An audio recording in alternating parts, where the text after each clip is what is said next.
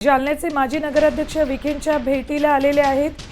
हैदराबाद गॅझेटची प्रत ते विखेंना देणार आहेत, जेणेकरून उपसमितीला पुढची पावलं उचलताना जास्त सोयीचं होईल। अपडेट्स घेऊयात आमच्या प्रतिनिधींकडून। गणेश, काय अपडेट्स आहेत?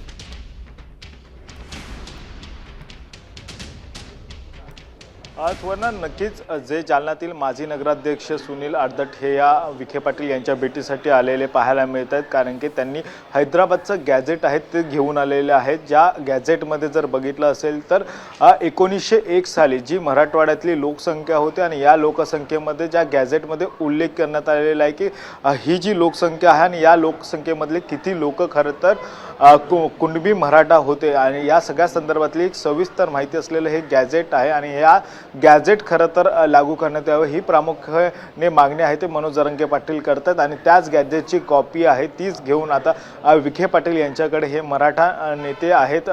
जरी भाजपचे नगराध्यक्ष तरी ते मराठा नेते आहेत आणि त्यामुळे छगन भुजबळ ज्या पद्धतीने हे दावे करतायत की हैदराबाद गॅझेटमध्ये अशा पद्धतीचे कुठलंही नव्हतं, मात्र ते गॅझेटमध्ये आहे असा देखील त्यांचा दावा आहे आणि तेच प्रत आहे ती आता विखे पाटील यांना दिली जाणार आहे। त्यामुळे आता विखे पाटील ही गॅझेटची कॉपी घेतल्यानंतर यावर नेमकं काय निर्णय घेतात हे देखील पाहणं आता गरजेचं आहे। गणेश, लक्ष ठेवून या बैठकीकडे अपडेट्स घेऊ तुमच्याकडनं। तुर्तास धन्यवाद संपूर्ण माहितीसाठी। आता isakal.com आहे देशातील नंबर 1 ची मराठी न्यूज वेबसाईट। प्रत्येक अपडेटसाठी isakal.com ला नक्की भेट द्या।